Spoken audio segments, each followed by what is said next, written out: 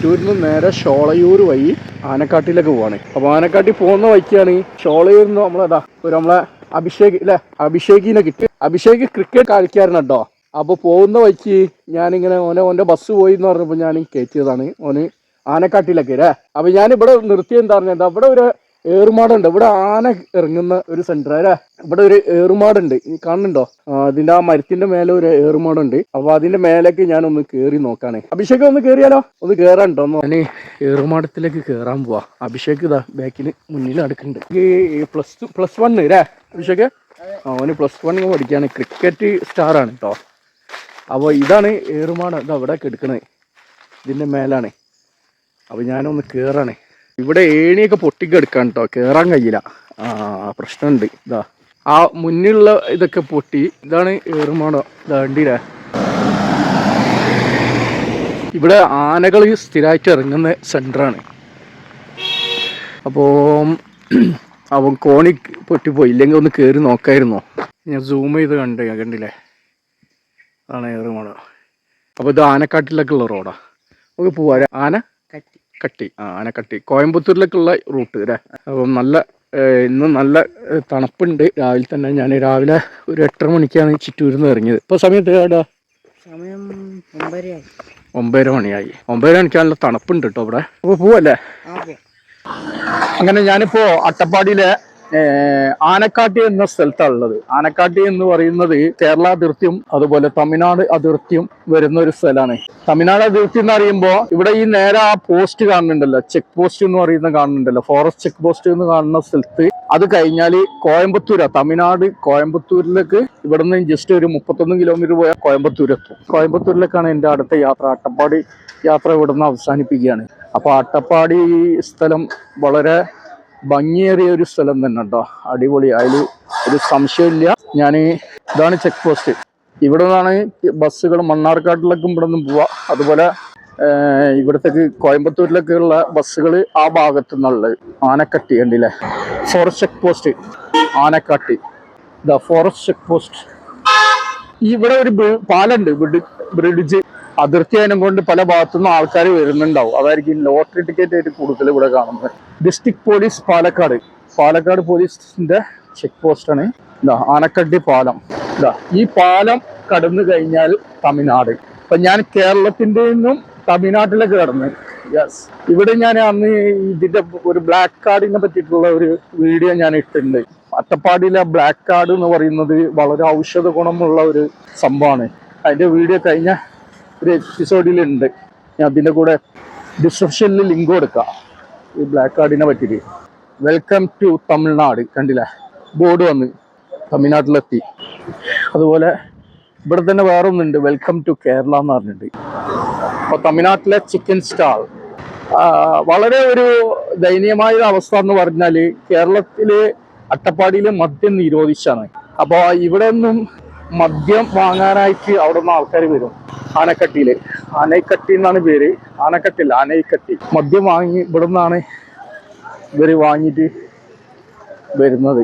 ഈ ഗവൺമെന്റ് മദ്യം നിരോധിച്ചത് എന്തിനാണെന്ന് എനിക്കിപ്പോഴും സത്യത്തിന് മനസ്സിലായില്ല കേട്ടോ. കാരണം ആൾക്കാർ യഥേഷ്ട ആൾക്കാർ ഒരുപാട് അവിടെ അട്ടപ്പാടിയിലെ ആൾക്കാർ കള്ളും ഇതൊക്കെ ആയിട്ട് ഉപയോഗിക്കുന്നുണ്ട്. അവരെ ജോലി എടുക്കുന്ന പൈസന്റെ മുക്കാഭാഗമല്ല, 90% ഈ വെള്ളടിക്കാനെ ഉപയോഗിക്കാണ്. ഈ ആനക്കാട്ടിലേക്ക് വരാൻ ബുദ്ധിമുട്ടുള്ള ആൾക്കാരൊക്കെ സാധനം ഡബിൾ പൈസക്ക് 100 റുപ്യൻ്റെ സാധനം 300 റുപ്യക്ക് ആയിട്ട്. ഇതാണ് ആനക്കാട്ടി ടൗണ്.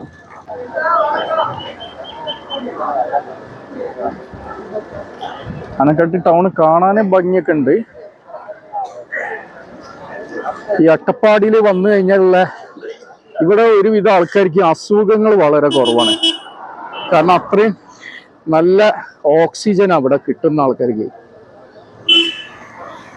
അപ്പൊ നമുക്ക് അടുത്ത വീഡിയോ കോയമ്പത്തൂരിലെ വീഡിയോ ആയിട്ട് കാണാം. ഭക്ഷണം കഴിക്കണം. രാവിലെ ഇപ്പൊ ഞാൻ 8:30ക്കാണ് അവിടെ നിന്ന് പുറപ്പെട്ട് ചിറ്റൂരിന്നും പുറപ്പെട്ട് ഏകദേശം ഒരു 18 കിലോമീറ്റർ ഓടി ഇവിടെ എത്തി. ഇവിടെ ഒരു സഫേർ ഹോട്ടൽ എന്ന് പറഞ്ഞിട്ട് ഒരു ഹോട്ടലുണ്ട്. ആ ഹോട്ടലിൽ നിന്നും ഭക്ഷണം കഴിക്കാണ്.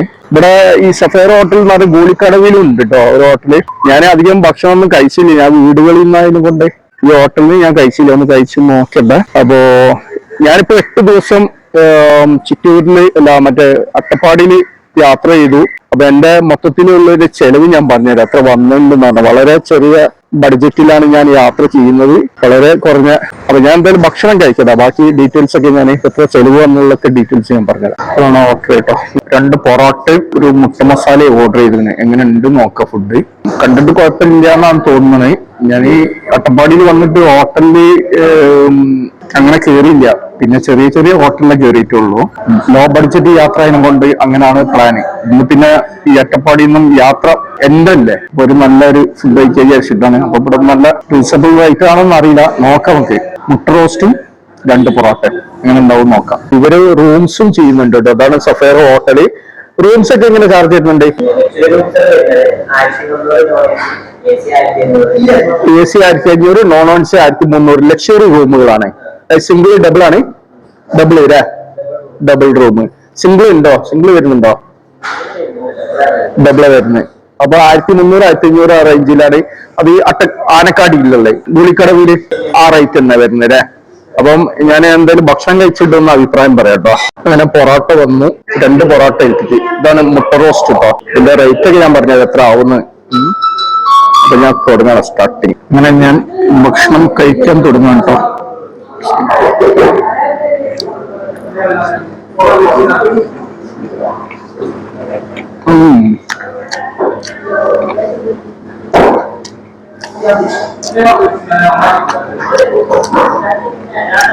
സംഭവം കറി കുഴപ്പമില്ല. പൊറോട്ട ചൂട് ഇല്ല. എവിടെ തണുപ്പോണ്ടാണോന്ന് അറിയില്ല. പൊറോട്ട ഫ്രഷ് എന്ന് പറഞ്ഞിട്ടാണ് പറഞ്ഞത്. ഒന്നും ടേസ്റ്റ് കുഴപ്പമൊന്നുമില്ല. പക്ഷെ ചൂടില്ല എന്നുള്ളൂ. കറിയല്ല ചൂടാ. കറി ഇപ്പൊ ഉണ്ടാക്കിയിട്ടുള്ളൂ. കുഴപ്പമില്ല. ബില്ല് എത്രയാണെന്ന് ഞാൻ പറയാം.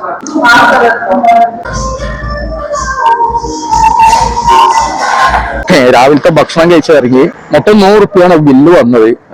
പൊറോട്ട പറ്റ അബദ്ധം കേട്ടോ. പൊറോട്ട ഞാൻ ബാക്കി വെച്ച് ചൂടില്ല, ഒന്നായിട്ട് റഫായിക്കിനെ.